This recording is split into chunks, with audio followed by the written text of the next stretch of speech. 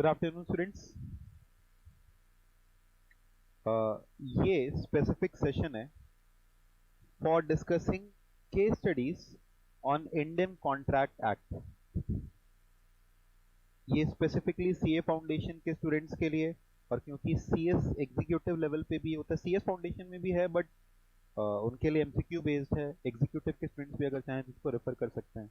सो CA foundation के लिए specifically हम लोगों ने ये केस स्टडीज तैयार किए हैं।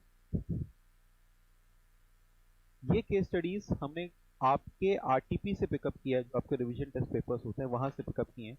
तो वहां से जितने भी हमको इंपॉर्टेंट केस स्टडीज दिखाई दी हमने सबके सब पिकअप कर लिए।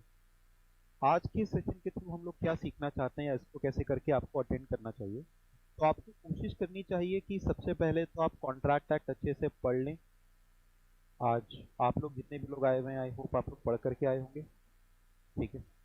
नहीं तो फिर आपने थोड़ा बहुत इससे पहले हल्का फुल्का पढ़ा होगा। एग्जैक्टली अगर रिवाइज नहीं भी करके आए तो आपने थोड़ा बहुत इससे पहले पढ़ा होगा। अब इस सेशन के दौरान आपको क्या कोशिश करनी है, आपको ये कोशिश करनी है कि जब हम आपके सामने कोई क्वेश्चन रख रहे हैं, जब हम आपको कोई क्वेश्चन दिखा रहे हैं, जैसे मान लो ऐसे, तो आपको क्या करना है कि उस क्वेश्चन का आंसर सोचना है। I will give you 1 minute 2 minute, इसके बाद हम आपसे आंसर्स लेंगे और फिर हम लोग आंसर्स देखेंगे कि अपना आंसर क्या है। तो rather than just seeing the question and then the answer, आपको ये कोशिश करनी है कि क्वेश्चन देखिए, एक अपना आंसर फ्रेम करिए कि मेरे हिसाब से ये आंसर होना चाहिए, और फिर उन आंसर्स को चेक करिए कि जो हमने सोचा था वो सही है या नहीं है, ठीक है। अराउंड 10 to 11 केस स्टडीज हैं अपने पास में जो कि आपके साथ डिस्कस करेंगे, ठीक है। तैयार हैं आप लोग? चलिए, so let us start with the first case study. Explain the type of contract in the following agreement under Indian Contract Act 1872। किस टाइप का कॉन्ट्रैक्ट होगा? पहले बताओ, आपको कितने टाइप्स के कॉन्ट्रैक्ट पता ही हैं? वॉइड, वॉइडेबल और इलीगल, कॉसी कॉन्ट्रैक्ट, ये सब होते हैं ना। एक्सप्रेस, इम्प्लाइड, बहुत ढेर सारी वैरायटीज होती हैं। A coolie in uniform picks up the luggage of A to be carried out of the railway station without being asked by A, and A allows him to do so. This is an implied contract. And how we will say कि it is an implied contract? कैसे करके बताएंगे? Hopefully जो लोग virtually भी attend कर रहे हैं वो लोग भी इसको प्रॉपरली आंसर करने की कोशिश करते रहेंगे। हम ऑब्वियसली आपसे आंसर्स नहीं ले सकते, तो यहाँ जो लाइव ऑडियंस है वो आंसर्स दे रही है। हाँ बताओ। सो कैसे करके मान ले कि it is an implied contract?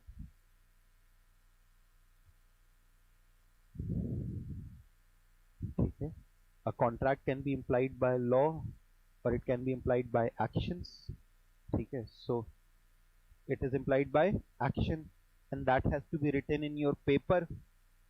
समझ रहे हो? एक्सप्रेस नहीं है ना, इम्प्लाइड है ना। Is it clear? So it is an implied contract, implied by the conduct of the parties. ठीक है। Question number 2, obligation of finder of lost goods to return them to the true owner. It is a quasi contract. तो बताइए, अगर इसके लिए answer लिखना होगा, ये टोटल आपका अगर से फॉर एग्जांपल 6 नंबर का सवाल है, तो क्या इसमें हम लोग को सिर्फ quasi contract लिखने से नंबर मिल जाएंगे? ये आपके आंसरिंग पैटर्न का भी टेस्ट है। I am also teaching you at the same time कि how you will be answering the questions. तो कैसे करके लिखेंगे इसमें? एक्सप्लेन कर देंगे कॉसी कॉन्ट्रैक्ट को। क्या एक्सप्लेन करेंगे कॉसी कॉन्ट्रैक्ट के लिए?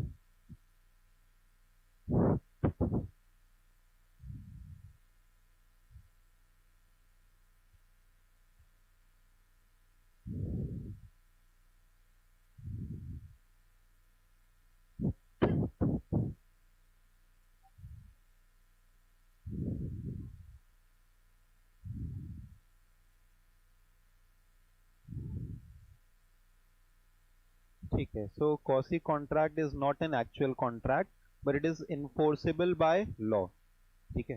सम essential element is missing there is no proper acceptance or offer in such a contract.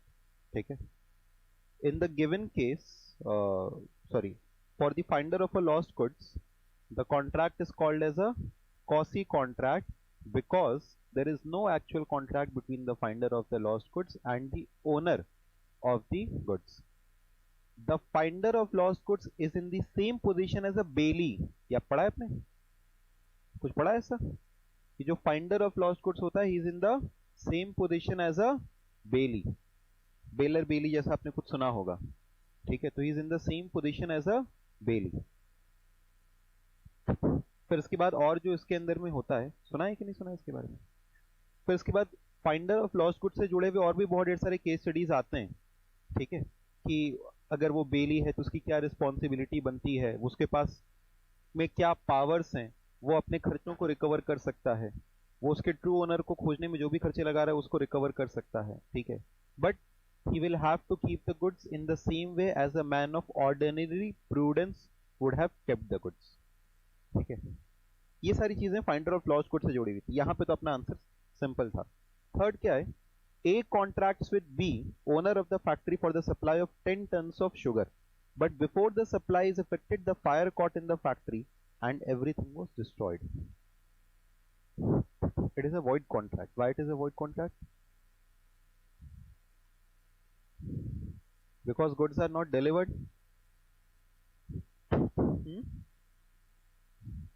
पहले कॉन्ट्रैक्ट वैलिड था, बाद में void. void क्यों हो गया?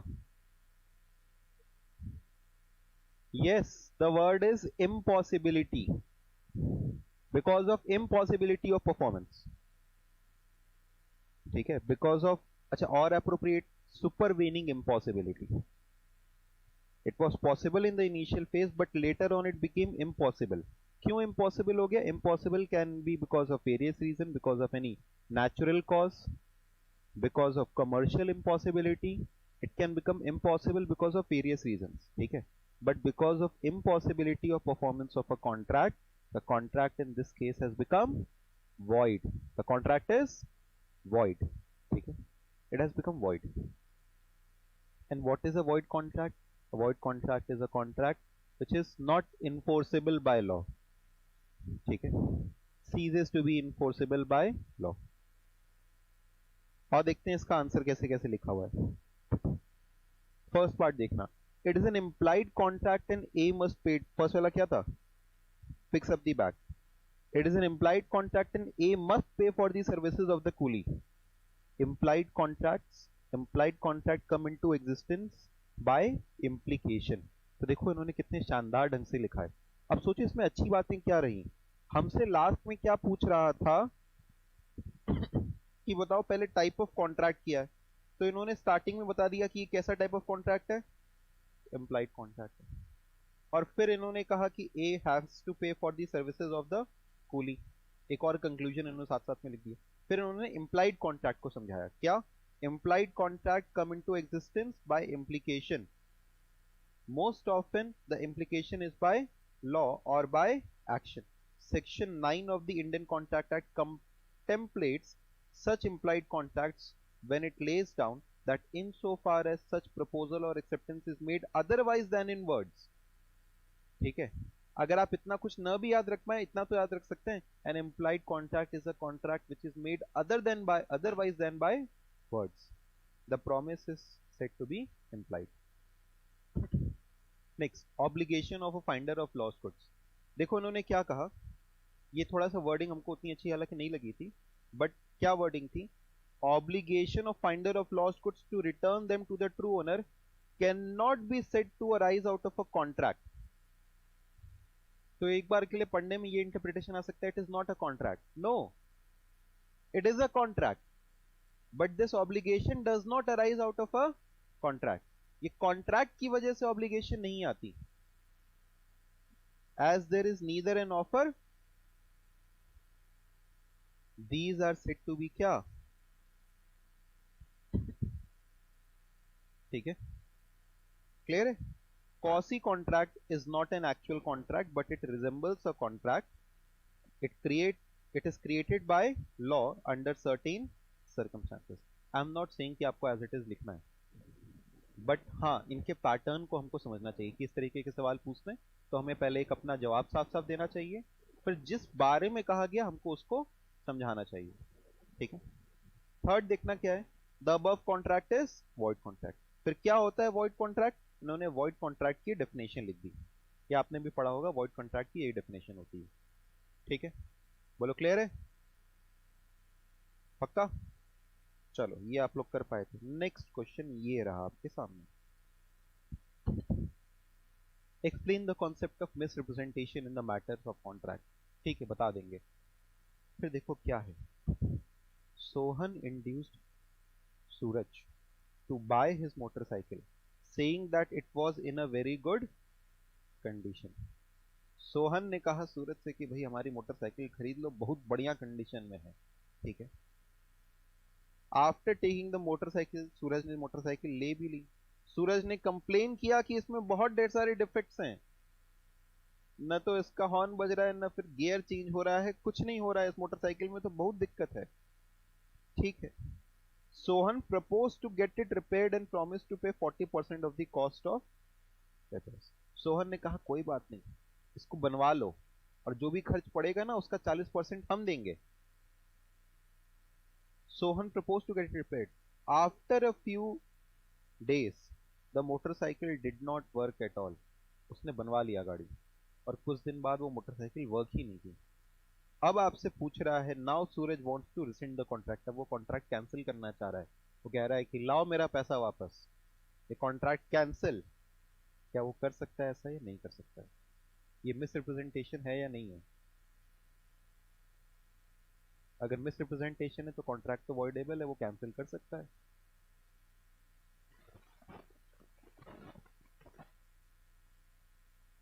ठीक है। यहां पे मिसरिप्रेजेंटेशन नहीं है।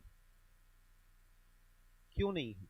Because if who has agreed to pay the for the defects, Sohan has agreed to pay for the defects and Suraj has already known, Suraj was already known about the defects. Suraj को मालूम चल गया था ना कि इसमें डिफेक्ट्स हैं, फिर भी सूरज ने वो एक्सेप्ट कर लिया उस बाइक को, तो there is no misrepresentation. There is misrepresentation only when the other party was unknown of the fact. ठीक है। अगर सामने वाली पार्टी उससे अननोन होती कि नहीं देयर इज अ डिफेक्ट, तो फिर हम कहते हैं misrepresentation. But the other party here, मतलब कौन? सूरज। सूरज knows that there is a defect, still he has accepted the bike for sale, so there is no misrepresentation। ठीक है। अच्छा, now if you have to answer this case study, हम लोग कैसे करके करेंगे बताओ? ये पूरा क्वेश्चन आपका 5 नंबर का सवाल है, ये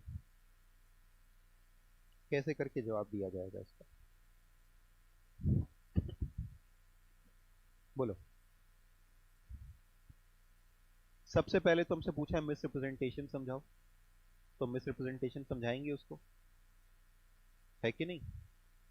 मिसरिप्रेजेंटेशन समझाएंगे, मिसरिप्रेजेंटेशन की डेफिनेशन क्या होती है वो बताएंगे, कि अगर हमने कोई फैक्ट मिसरिप्रेजेंट किया या फिर कोई फैक्ट छुपाया, कंसीलमेंट ऑफ फैक्ट्स। फिर उसके बाद हम लोग क्या समझाएंगे बताओ? कि मिसरिप्रेजेंटेशन के केस में द कॉन्ट्रैक्ट बिकम्स वॉइडेबल। ठीक है। फिर इसके बाद हमसे अब पूछ रहा था decide whether Suraj can resend the contract. देखो, जब भी केस स्टडी आती है ना, यहां पे तो पहले एक कंटेंट था, फिर केस स्टडी थी। जब भी केस स्टडी आती है, मेरा मानना यह है हमेशा पहले कंक्लूजन लिख दो। पहले क्या लिख दो?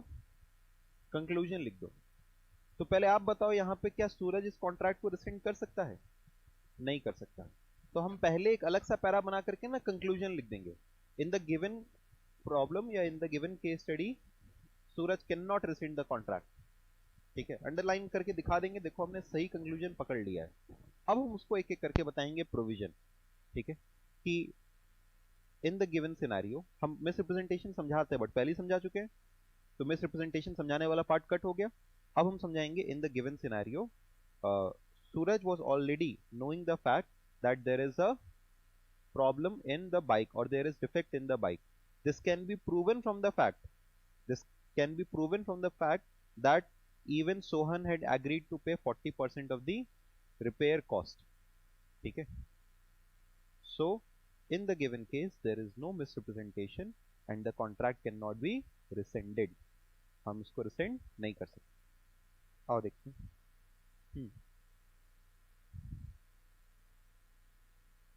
हाँ हाँ बिल्कुल बताएंगे ना। केस स्टडी में अगर बस खाली हमसे ये पूछता तो हम कर देते, लेकिन यहाँ पे क्या है ना, पहले ही मिसरिप्रेजेंटेशन समझा दिए होंगे ना, तो इस वाले में नहीं समझाएंगे। लेकिन अगर अलग से पूछता, बस इतना सवाल होता, तो पहले उसको मिसरिप्रेजेंटेशन, पहले अपना कंक्लूजन लिख देते एक बार टॉप पे, फिर मिसरिप्रेजेंटेशन समझाते, फिर फैक्ट्स ऑफ द केस। क्या आता? Fact of the case. देखो तीन चीजें हो जाती हैं एक केस स्टडी में, तीन पोर्शंस हो जाते हैं। एक होता है प्रोविजन, फिर उसके बाद होता है फैक्ट्स ऑफ केस, और लास्ट में होता है अपना कंक्लूजन। मेरा कहना हमेशा इसमें होता है कि आप एक और बार पहले शॉर्ट कंक्लूजन यहां पे मेंशन कर दो। मतलब अगर आपसे लास्ट में इस तरीके से पूछता है कि can he recent, can he not recent, तो आप पहले एक बार शॉर्ट कंक्लूजन लिख दो, फिर प्रोविजन लिखो, फिर फैक्ट्स लिखो, और लास्ट में एक बार दोबारा से कंक्लूजन मेंशन कर दो, ठीक है। हम ये पूरा स्लाइड आपके साथ में शेयर करेंगे, तो आपको लिखने की कुछ जरूरत नहीं है, ये पैटर्न तो आपको समझ में आ ही गया होगा, ठीक है। चलो और देखते हैं आंसर क्या है इसका। Misrepresentation according to section 18, misrepresentation क्या होता है? When a person positively asserts a fact that a fact is true when his information does not warrant it to be so, though he believes it to be true। इसका मतलब क्या हुआ कि हम कह रहे हैं कि कोई पर्टिकुलर चीज ट्रू है, ऑल्दो जो मेरे पास में इंफॉर्मेशन है that does not warranted to be true, ठीक है। मतलब आप कह तो रहे हैं, बट जो इंफॉर्मेशन अवेलेबल है उसके हिसाब से वो ट्रू नहीं है। When there is any breach of duty by a person which brings an advantage to the person committing it by misleading another person to his prejudice। अच्छा, ये जो हमको लगता है जो वर्ड्स इस्तेमाल किए गए हैं ये एक्चुअली आपके इंस्टीट्यूट के वर्ड्स हैं। दीज आर क्वाइट कॉम्प्लिकेटेड, ठीक है। आप इसको बहुत सिंप्लीफाई करके लिख सकते हैं। क्या? जैसे यहां पे when a person positively asserts a false fact, ठीक है, when you are positively asserting a false fact, तो इसके बाद when there is breach of duty by any person misleading any person to his prejudice, मतलब जिससे सामने वाले का नुकसान हो सकता है। when a party causes however innocently the other party to the agreement to make a mistake, ठीक है, मतलब मेरे किसी एक्टिविटी से आप एक मिस्टेक अगर कर रहे हैं, तो ये बेसिकली इन्होंने मिसरिप्रेजेंटेशन को पूरा का पूरा डिफाइन कर दिया। फिर इसके बाद कहा कि एग्रीव पार्टी के पास में ये पावर है कि वो उसको अवॉइड कर सकता है, मतलब this kind of contract is क्या? वॉइडेबल। यहां तक अपना बात खत्म था। अब the aggrieve party loses the right, ये वो ये हटा सकते हैं। Accordingly in the given case Suraj could not rescind the contract as his acceptance to the offer of Sohan to bear 40% of the cost repairs impliedly amount to final acceptance of the sale। देखो इनका क्या कहना है कि this is not misrepresentation. Why? Because अगर आपने ये agree कर लिया कि तुम चलो अच्छा 40% दे देना, इसका मतलब कि आपने इस बात की जानकारी ले ली थी कि there is some defect and you have accepted the sale, so you cannot rescind the contract। तो पहले इन्होंने मिसरिप्रेजेंटेशन समझाया और फिर इसके बाद केस स्टडी के बारे में समझाया, ठीक है। केस स्टडी के बारे में हम लोग थोड़ा और अच्छे से लिख सकते थे, इसमें उतने अच्छे से नहीं लिखा, हम लोग और अच्छे से लिख सकते थे, ठीक है। नेक्स्ट चलो ये वाली केस स्टडी बताइए। X a minor was studying in MCom in a college. On 1st July 2019, he took a loan of rupees 1 lakh from B for payment of his college fees. and to purchase books and agree to repay it by 31st December 2019. X possesses assets worth rupees 9 lakhs. On due date, X fails to pay back the loan to B. B now wants to recover the loan from X out of excess assets. Referring to the provisions, decide whether B would succeed. Yes, उसने loan दिया minor को, but it is for the necessity supplied. अब बताओ इसके लिए case study में अगर हमको आंसर करना होगा कैसे करना चाहिए, क्या लिख सकते हैं? In the given case B would succeed in recovering the loan. ठीक है, फिर इसके बाद provision. As per Indian contract act, a contract with a minor is void, but if any advances are made to a minor for the purpose of necessity supplied to him, then it can be recovered out of his estate. उसके estate से, उसकी property से अपने वो recover कर सकते हैं, है ना. आपको बड़ी नॉर्मल भाषा में बता रहे हैं, ठीक है, क्योंकि आप जानते हैं कि लॉ अगर आप पूरा का पूरा टेक्निकली एकदम बढ़िया से याद करने जाएं तो it can be very difficult to learn. But आप थोड़ा बहुत अपनी भाषा में लिख सकते हैं. जो एग्जामिनर है वो एक्सपेक्ट नहीं कर रहा है कि आप एक एक चीज टू द पॉइंट ही लिखें, बट ये इसकी मीनिंग से निकल कर जाए. ठीक है, और फिर इसके बाद क्या है? अच्छा, ये हम लोगों ने क्या बताया? Provision. Next, in the given case, now facts of the case. In the given case, X is a minor who has been given loan by B for studies and books, which is a necessity. ठीक है, last में hence X can recover, B can recover the amount of loan given to X out of his assets. ठीक है, is it clear? इन्होंने जैसे लिखा उससे ज्यादा अच्छा. अच्छा, यहाँ पे हालांकि इन्होंने सेक्शन नंबर वगैरह बता दिया. नॉट नेसेसरी कि आप सेक्शन नंबर एक एक याद कर लें. जितने सेक्शंस आपको याद हो जाते हैं अच्छा है, नहीं याद हो पाता है कोई दिक्कत की बात नहीं है. ठीक है, क्लियर है? Next,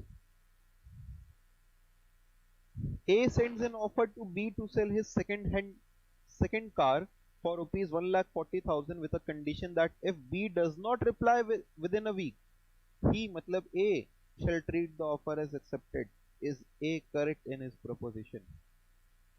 Why is he incorrect?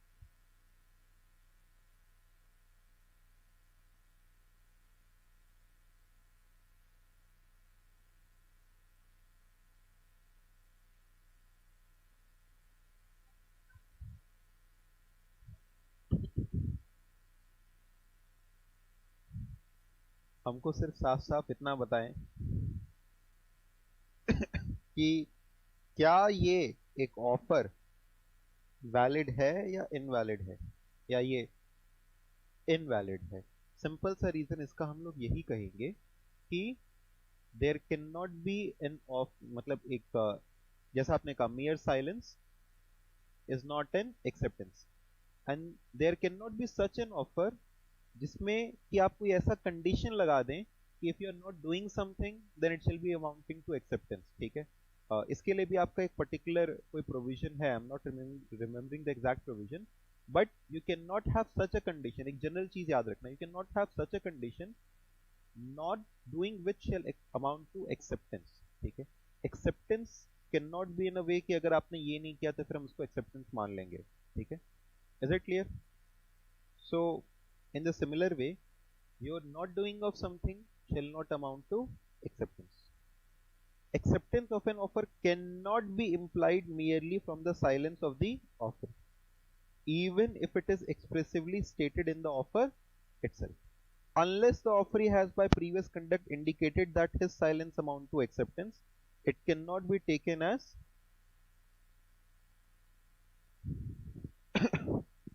so. In the given problem, if B remains silent, it does not amount to acceptance. The acceptance must be made within the time limit prescribed by the offer. The acceptance of an offer after the time. अच्छा, actually इसमें एक और point हमको लगता है. What shall be the position if B communicates his acceptance after 1 week? It will not be valid because acceptance is to be made within the time limit. Time limit के अंदर होगा तभी it will be valid acceptance, otherwise it is invalid. ठीक है. Next, X Y and Z, ये भी बड़ा अच्छा क्वेश्चन है. X Y and Z jointly borrow 50,000 from A. The whole amount was repaid to A by Y. पैसा लिया किसने किसने था? एक्स वाई जेड, तीनों ने पैसा लिया था. किससे? ए से. पूरा पैसा किसने चुका दिया? वाई ने एक बार कहा कि रुक जाओ, हम एक बार पूरा पैसा चुका दे रहे हैं.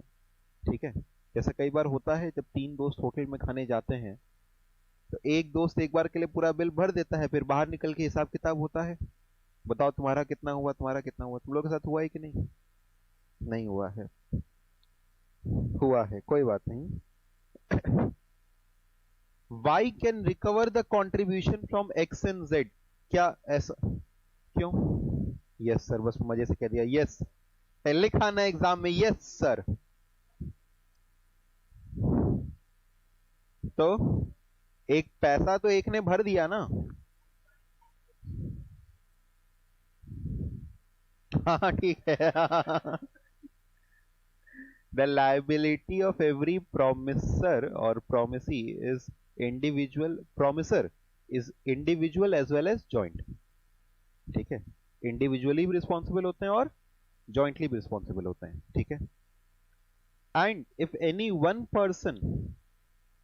One person fulfils the promise on the behalf of other promisors, then he can claim the share या अदर्स शेयर फ्रॉम देम. ठीक है. जो भी अदर पार्टीज का शेयर है, the share of other parties can be claim from them. ठीक है. मतलब अगर वाई ने पे कर दिया तो वाई एक्स और जेड का जो शेयर है वो उन लोग से डिमांड कर सकता है. ठीक है. अच्छा, लेकिन ये बताओ अगर एक्स मर गया,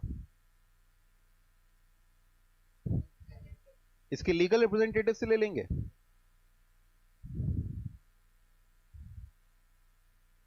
अच्छा, एक्स बिना किसी जमीन जायदाद के मर गया एकदम ऐसे ही?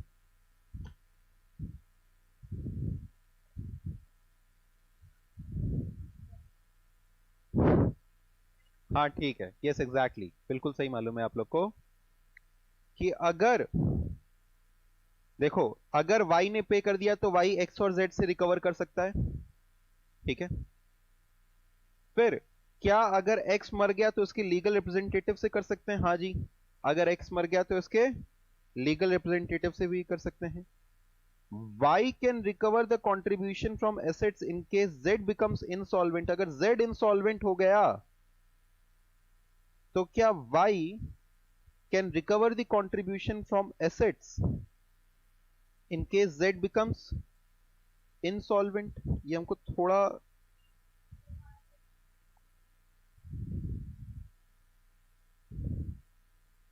ये बताओ.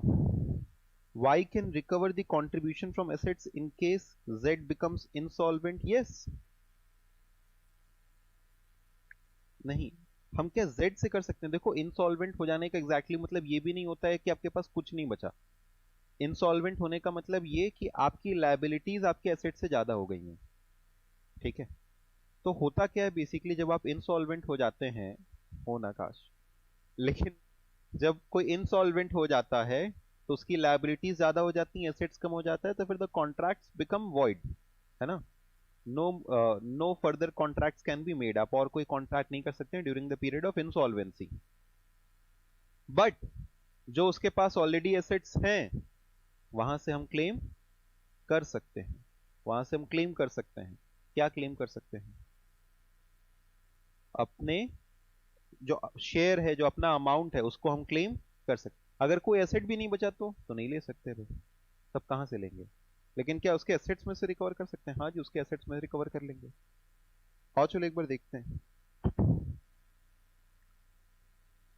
Section 42 of Indian Contract Act requires that when two or more persons have made a joint promise, then unless a contrary intention appears from the contract, all such persons must jointly fulfill the promise. In the event of the death of any one of them, his representatives jointly with the survivor, and in case of death of all the promiser, the representative of all jointly will fulfill the promise. तो हम लोग, अच्छा जब हम लोग answer लिख रहे हैं तो इतना याद नहीं रहेगा, बट इतना तो याद रह सकता है कि in the case of death the representative shall be liable for fulfilling the promise. ठीक है, मतलब इतना याद हो सकता है, न रहे कि अगर डेथ हो गई तो फिर जो रिप्रेजेंटेटिव है वो लायबल हो गया, अगर सबकी डेथ हो गई तो फिर सारे रिप्रेजेंटेटिव जॉइंटली लायबल होंगे. बट इतना तो आपको याद रखना चाहिए कि नहीं, अगर डेथ हो गई तो फिर रिप्रेजेंटेटिव शेल बी लायबल. हमारे केस स्टडी से जुड़ा हुआ है ये. अब देखो ये वाला केस स्टडी इन्होंने कैसे करके आंसर किया. मान लो आपके एग्जाम में ऐसा ही सवाल आया, तो क्या हम 3 बार पूरा का पूरा प्रोविजन समझाएंगे?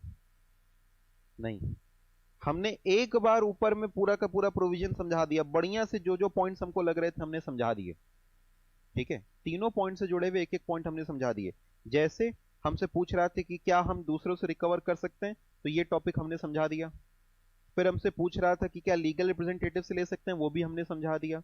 फिर हमसे पूछ रहा है कि क्या इंसॉल्वेंसी के केस में उसके एसेट से ले सकते हैं. ऐसा अलग से नहीं डिस्कस्ड है, बट हाँ ये हम लोग जो आंसर लिखेंगे उसमें समझा सकते हैं. दी बेसिक थिंग इज कि आपको पूरा का पूरा प्रोविजन एक बार में समझा देना है, फिर इसके बाद आपको ये जो 3 पॉइंट दिखाई दे एक एक करके आंसर कर दीजिए. ठीक है, अगर तीनों पॉइंट अलग अलग चीजों के हैं तब तो तीनों में आपको अलग अलग करना पड़ेगा. बट अगर इस तरीके के रिलेटेड क्वेश्चंस आते हैं, आपको ऐसे क्वेश्चंस कई बार दिखाई देंगे कि एक पॉइंट हो गया फिर उससे जुड़े हुए कुछ 2-3 सब क्वेश्चंस हो गए. ठीक है, तो आप इसको इस तरीके से आंसर कर सकते हैं. देखो क्या है, Section 43 deals with the contribution among joint promisors. The promisors may compel every joint promisor to contribute equally to the performance of the promise. If any one of the joint promisor makes default in such contribution, remaining joint promisors must bear the loss from such default in equal share. अगर कोई एक default कर जाए, हालांकि ये case study यहां पे दी भी नहीं है, ये भी केस स्टडी पूछा जा सकता था कि मान लो अगर z डिफॉल्ट कर जाए या x डिफॉल्ट कर जाए, तो फिर जो x का शेयर है it will be borne by y and z equally. ठीक है, तो पॉइंट नंबर 1 क्या हो गया, y can recover the amount from x and z because y and z are joint promisor. Number 2, legal representative of x are liable to pay the contribution to y. However, a legal representative is liable only to the extent of, केवल जितनी property मिली है उससे उतने भर से ही देंगे, अपनी property में से बेच करके नहीं चुकाएंगे. ठीक है, बात समझ गए. जैसे मान लो कोई पर्सन है एक्स, ठीक है, इसने जिंदगी भर खूब मौज की और ढेर सारी लायबिलिटीज इनकर कर ली और सारी लायबिलिटी दे करके चले गया अपने बच्चे को. अब ये बच्चा बताओ क्या अपने बाप की लायबिलिटीज को चुकाएगा इवन दो एसेट्स कुछ नहीं दिए, लायबिलिटी सारी दे दी ना. जितने एसेट्स मिलेंगे उसी से लायबिलिटीज चुकाएंगे. जब इसके एसेट्स खत्म हो जाएंगे तो लायबिलिटी भी हमको चुकाना.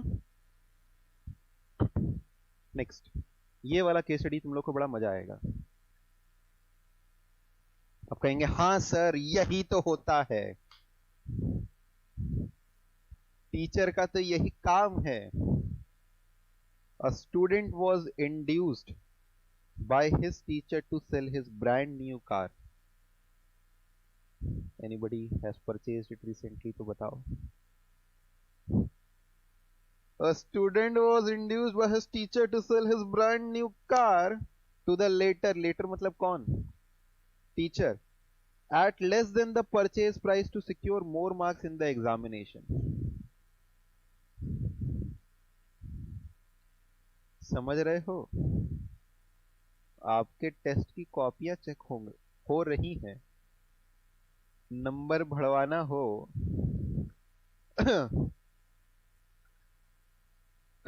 तो बताओ. हाउएवर, हालांकि स्टूडेंट का बाप भी था बड़ा चालाक, उसने समझाया कि देखो बेटा कॉन्ट्रैक्ट एक्ट हमने भी पढ़ा है. He persuaded him to sue his teacher. State whether the student can sue the teacher. Yes, आप लोग तो ये तो कहेंगे, नेचुरली कहेंगे यस यस सर. ये तो बिना पढ़े भी अगर ऊपर का पूरा कार्ड भी दे आपसे पूछे can the student see the teacher, हाँ। तो can the student see the teacher? Yes. अच्छा, वाई? यस। क्या है इसमें? अनड्यू। अच्छा, व्हाट इज, हाँ बोलिए प्लीज।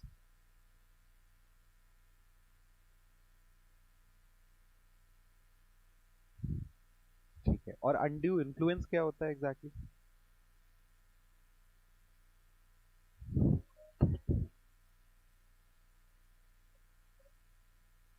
मॉरली फोर्स किया जाता है, ठीक है।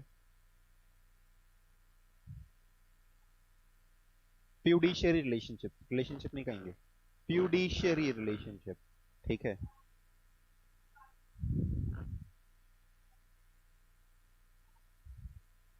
when one party is in a position to dominate, जैसा आपने वर्ड इस्तेमाल किया था, ठीक है। तो ये रिश्ते वाली बात आपने कर दी, लेकिन वो जायज रिश्ते होने चाहिए, फ्यूडिशियरी रिलेशनशिप। डोमिनेशन वाली बात आपने कर दी, ठीक है। और आपने कह दिया क्या? हाँ, थ्रू मॉरल फोर्स, ठीक है। तो बेसिकली ये दो पॉइंट्स हमने आंसर में भी इसमें देखे हैं, लिखे हुए हैं आपके, कि मिसरिप्रेजेंटेशन कैन बी डन, या it is assume to be, sorry, undue influence when one party can dominate the will of another party, or when there is a fiduciary relationship between two parties, ठीक है। आइए देखते हैं। So yes, A can see use teacher. अच्छा देखो, अब ये case study कितने बेहतरीन ढंग से आंसर की गई है। ये वही ठीक उसी तरीके से आंसर किया गया जैसे हम चाहते थे। क्या आंसर किया गया इसमें? Yes, A can sue his teacher on the ground of undue influence under the provisions of Indian Contract Act 1872. According to Section 16 of the Indian Contract Act, a contract is said to be induced by undue influence where the relations subsisting between the parties are such that one of the parties is in a position to dominate the will of other, and he uses that position to obtain an unfair advantage over the, ठीक है। तो इसमें ये हमको दिखाई दे गया, dominate the will, and he uses his position for an unfair advantage। अच्छा, कब वो उसकी पोजीशन को डोमिनेट कर सकता है? जब उसके पास रियल या अपरेंट अथॉरिटी हो। मेरे पास तो रियल अथॉरिटी है। फ्यूडिशियरी रिलेशनशिप हो तब माना जाता है कि उसकी विल को डोमिनेट कर सकता है। या फिर देखो, एक और केस है, एक और केस है। आप से फॉर एग्जाम्पल आपका दोस्त सही हालत में नहीं है, वो झूम रहा है, ठीक है। किस रीजन से झूम रहा है वो तो आप लोग समझ ही सकते हैं। तो झूम रहा है, इधर से उधर एकदम झूमे जा रहा है, और आप कह रहे हैं कि घबराओ मत दोस्त, तुमसे तुम्हारी प्रॉपर्टी संभाली नहीं जा रही है, इतना बोझ कहां से पाओगे। आपका दोस्त भी, हाँ हाँ सही कह रहे हो, लो इन कागजों पे साइन करो, घबराओ मत, तुम्हारा ख्याल हम रखेंगे। और वो दोस्त भी कह रहा है, हाँ तू ही तो यार है मेरा, तो साइन कर देता है। दिस इज ऑल्सो क्या? अच्छा, this can be written in two ways. First of all, there is incapacity to contract, ठीक है, unsound mind. Number two, there is also an undue influence. There is also an undue influence. Say for example, the parents of X have become very old. Parents of X have become very old. ठीक है, और वो उनको emotional कर करके कि अरे देखिए अब आपके जाने के बाद क्या होगा इसका, वो उनसे जबरदस्ती उनकी प्रॉपर्टी अपने कब्जे में ले लेता है, ठीक है।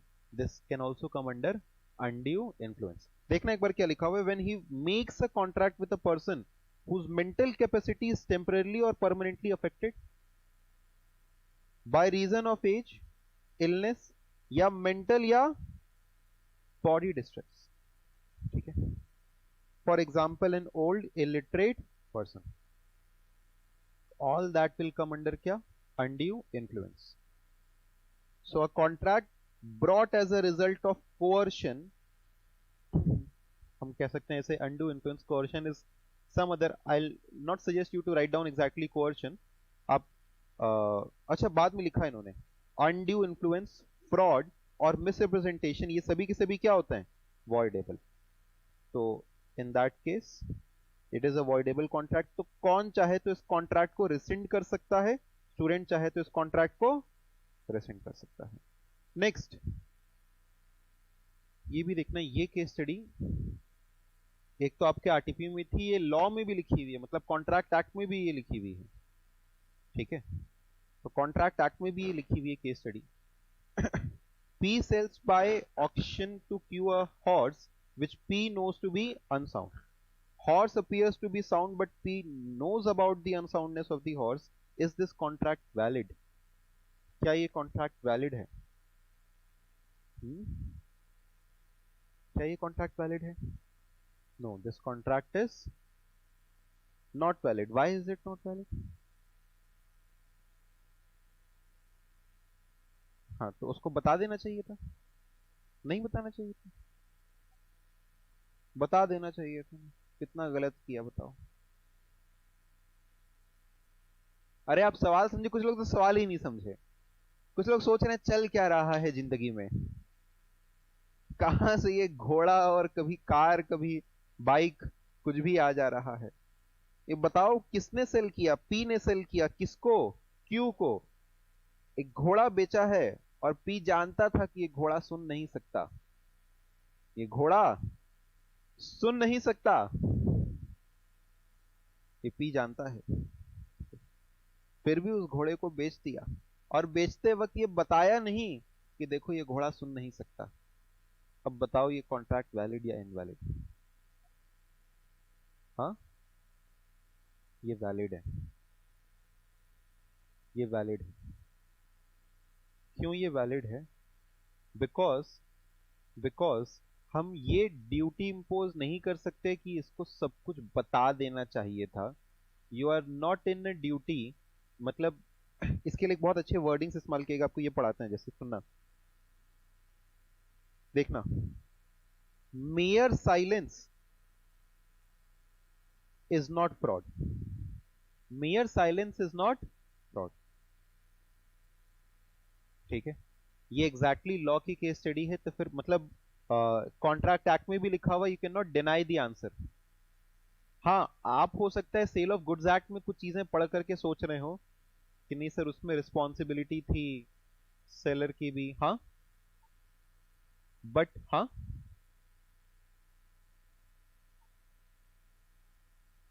हाँ, बायर की रिस्पॉन्सिबिलिटी थी कि उसको प्रॉपरली चेक कर ले। ठीक है, तो यहां पे हम लोग क्या कह सकते हैं कि mere silence does not amount to fraud. अच्छा, यहां पे कब उसकी जिम्मेदारी बनती है कि वो कुछ बोले? उसकी जिम्मेदारी तब बनती है कि वो कुछ बोले जब उससे कुछ पूछा गया हो, जब उससे पूछा गया और तब वो शांत रहा। ठीक है, जो बायर था उसने हमसे पूछा कि अरे आपका घोड़ा सुन तो लेता है ना, और हमने बस कहा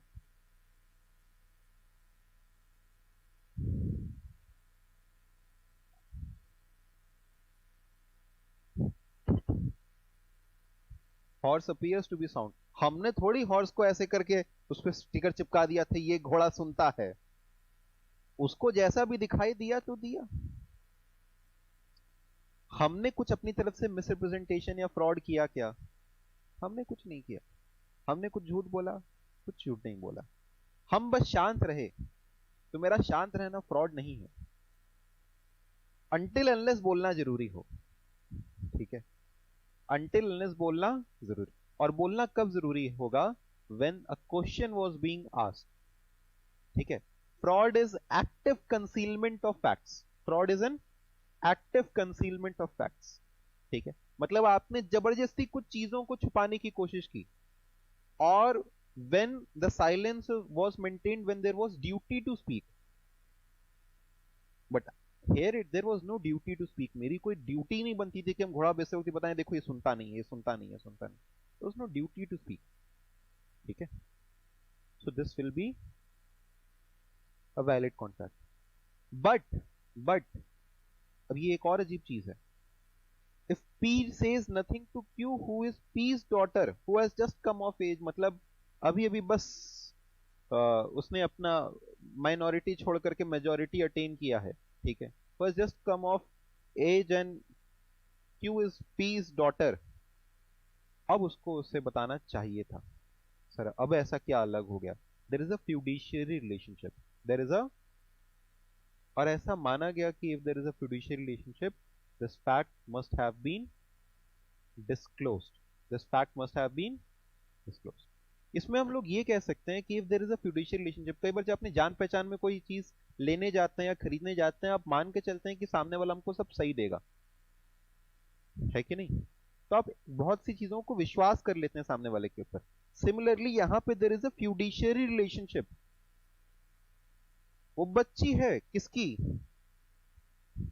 अरे हाँ ठीक है, पी की बच्ची है, कौन, क्यू, तो वो डाउट करेगी अपने बाप के ऊपर कि बताइए घोड़ा सुनता है कि नहीं सुनता है, तभी सर वो खरीदेगी भी क्यों, ऐसे ही ले लेगी, कॉन्ट्रैक्ट एक्ट है, ज्यादा सवाल नहीं करेंगे, ठीक है। So if there is a fiduciary relationship, उसकी रिस्पॉन्सिबिलिटी बनती है, उसको डिस्क्लोजर करना चाहिए था, तो ये आंसर आप देख लें, this contract is not valid, ऊपर वाला वैलिड, क्यों not valid, because it becomes P's duty to tell Q about the unsoundness of horse because it is a fiduciary relationship।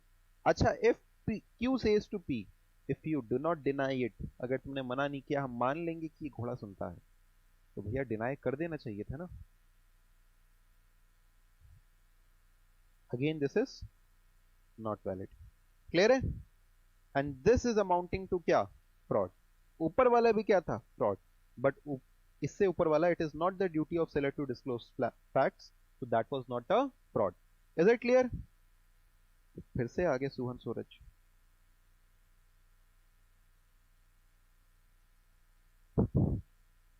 अभी और भी हैं। Ramaswamy propose to sell his house to Ramanathan, Ramanathan sent his acceptance by post, next day Ramanathan sent a telegram withdrawing his acceptance, एक बार कहा accept करते हैं, भेज दिया जल्दीबाजी में, फिर नेक्स्ट डे उसको लगा नहीं नहीं मजा नहीं आएगा, फिर उसने विड्रॉल का भेज दिया, ये बताओ उसकी एक्सेप्टेंस वैलिड होगी या नहीं होगी, अगर जो रेवोकेशन ऑफ एक्सेप्टेंस था वो पहले मिल गया लेटर ऑफ एक्सेप्टेंस से, the revocation of acceptance will be valid, और जो टेलीग्राम है रेवोकेशन का और लेटर ऑफ एक्सेप्टेंस का दोनों एक साथ पहुंचे, जो पहले खुलेगा वो चलेगा, ठीक, ये याद करके बैठे थे, ये रट के बैठे थे बच्चे, इसमें मजा नहीं आया।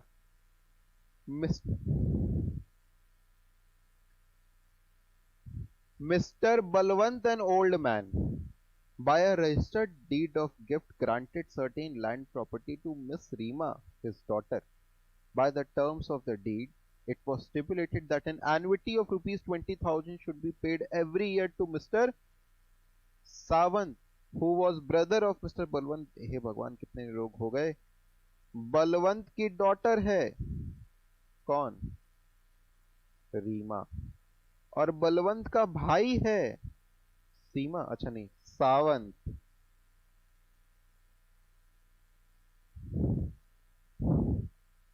who was the brother of Mr. Balwant। On the same day, Miss Rima made a promise to Mr. Sawant। Reema ने इसको प्रॉमिस किया, लैंड प्रॉपर्टी किससे मिली, गिफ्ट मिला है बलवंत से,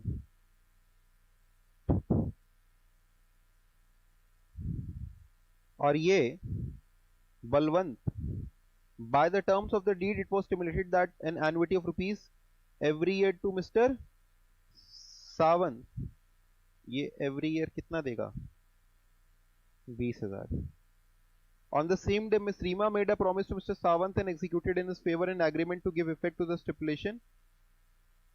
Miss Rima failed to pay the stipulated sum। I think ये रीमा ने contract किया है टू पे टू सावंत, कितना,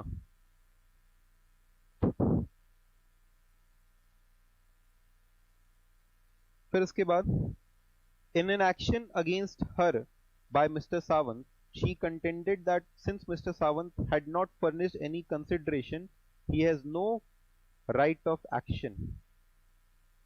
Examining the provisions, decide the contention of Miss Reema, whether the contention of Miss Reema is valid. ठीक है, बताओ सवाल समझ में आया क्या? एक बार फिर से बता रहे हैं। हाँ हाँ, सवाल ही बता रहे हैं फिर से, ऐसे तुम लोग डिमांड मत करो इतना, फिर से बताइए। बलवंत ने प्रॉपर्टी गिफ्ट की किसको, और फिर उसके बाद यह कहा गया कि रीमा हर साल 20,000 रुपया देगी, किसको? सावंत को। ठीक है, तो बलवंत का गिफ्ट देना रीमा को अलग कॉन्ट्रैक्ट है, और एक अलग डीड बनाई गई और एक अलग कॉन्ट्रैक्ट बनाया गया कि सावंत को कौन पैसा देगा? रीमा। देखो ये कुछ ऐसा भी हो सकता है ना कि हम तुमको प्रॉपर्टी दे दे रहे हैं, बट मेरा भाई भी था, वो इसमें अड़ंगा हो सकता है, लगाएगा, तुम हर साल कुछ ना कुछ उसको भी देते रहना। ठीक है,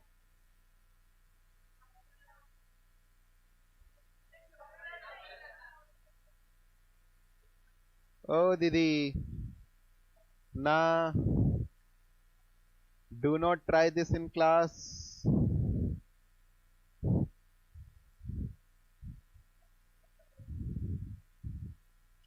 आप लोग को जरा सी मुंह माया नहीं आती अपने टीचर के लिए? आप लोग को लगता है कि हम सारे केस स्टडीज इतिहास के याद करके आए हैं कि इसी के साथ रिलेट करेंगे? हम आपको इसका जवाब बता देंगे, आप बता दीजिए और बेहतर है। मुझे याद नहीं है सर, केस स्टडी का नाम और साल पूछिए, वो बता देंगे।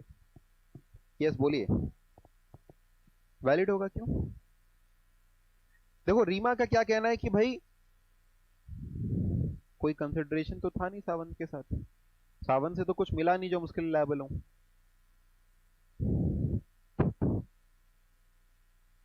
बलवंत के साथ देखो एक ही कॉन्ट्रैक्ट हुआ था गिफ्ट का, और रीमा का अलग कॉन्ट्रैक्ट हुआ है सावंत के साथ। तो या तो ये कह दो कि बलवंत का गिफ्ट भी वैलिड नहीं है, बट गिफ्ट तो वैलिड है विदाउट कंसिडरेशन।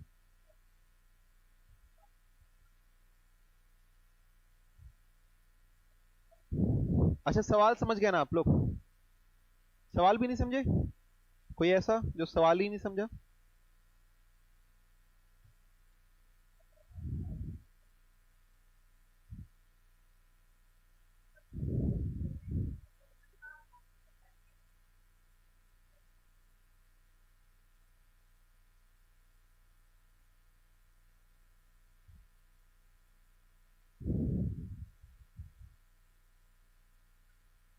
अच्छा ठीक है, तो आपका कहना ये है कि एक रजिस्टर्ड डीड ऑफ गिफ्ट बनाया गया जिसमें कुछ प्रॉपर्टी ग्रांट की गई, और उसी टर्म्स ऑफ डीड में it was stipulated that an annuity of ₹20,000 should be paid every year to mister Sawant.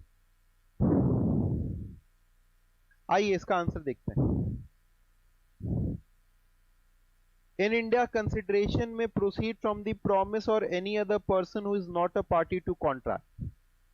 The definition of consideration in section 2D makes that proposition clear. According to the definition, when at the desire of the promiser or the promise, मतलब ये कहीं से भी consideration आ सकता है, लेकिन contract के लिए स्ट्रेंजर नहीं हो सकता है, कंसिडरेशन के लिए कोई भी स्ट्रेंजर हो सकता है। There can be stranger to a consideration but there can not be stranger to a contract. मतलब अगर दो लोग के बीच का कोई कॉन्ट्रैक्ट है और तीसरा आकर के मेरे बिहाफ पे कंसिडरेशन आपको पे कर गया, तो मेरी लायबिलिटी खत्म। ठीक है, किसी ने पे कर दिया ना तो कंसिडरेशन, और आपने एक्सेप्ट कर लिया, तो मेरी लायबिलिटी खत्म। ठीक है, there can be stranger to a consideration but there can not be stranger to a contract. ठीक है, अच्छा अब इसमें देखते हैं। In the given problem mister Balwant has entered into a contract with miss Reema, but mister Sawant has not given any consideration to miss Reema, but the consideration did flow from mister Balwant to miss Reema. जैसा आप लोग कहना चाह रहे हैं कि ठीक है बलवंत ने नहीं दिया, सॉरी सावंत ने नहीं दिया, बट उसकी जगह बलवंत ने दिया है ना, and such consideration from third party is sufficient to enforce the promise of Miss Rima, the daughter, to pay an annuity of Mr. Sawant. Further, the deed of gift and the promise made by Miss Rima to pay the annuity were executed simultaneously, and therefore they should be regarded as one transaction, and there was sufficient consideration for it. तो आप लोग जो कह रहे थे बिल्कुल सही कह रहे थे कि सेम गिफ्ट डीड के अंदर इनको भी पैसे देने की बात हो गई, तो इसके लिए कोई अलग कंसिडरेशन होने की जरूरत नहीं है। ये जो इनको कंसिडरेशन मिला है, जो लैंड मिला है, that much is enough, that is also a valid consideration. ठीक है, तो रीमा का क्या कंटेंशन था फिर समझे। रीमा का ये कहना था भाई अपने को सावन से तो कुछ मिला नहीं। अरे सावन से नहीं मिला तो क्या, बलवंत से मिल गया ना। and there can be a third party to a consideration, there can be a third party to a, और उसी सेम डीड के अंदर में उसका भी नाम मेंशन कर दिया गया, तो this is a valid contract. Thus, a stranger to a contract cannot enforce the contract, but a stranger to the consideration may enforce it. Hence, the contention of Miss Rima is not valid. Is it clear? Coolie वाला I think आपने कर रखा होगा पहले भी।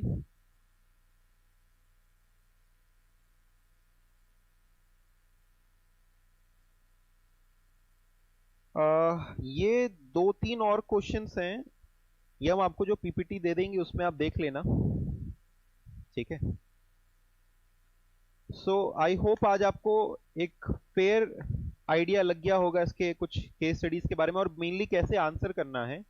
ठीक है, सो अब आप 1-2 टेस्ट अपीयर कर सकते हैं कॉन्ट्रैक्ट एक्ट के, वो हम बता देते हैं। ठीक है, तो आप कुछ टेस्ट अपीयर कर सकते हैं। केस स्टडीज जितने ज्यादा प्रैक्टिस करें उतना ज्यादा अच्छा है। ठीक है, practice as much as you can, उतना ज्यादा ही आप परफेक्शन लाते जाएंगे अपने लॉ के अंदर में। So thank you very much and keep studying, अच्छे से लर्न करते रहिए इसको। ठीक है, थैंक यू।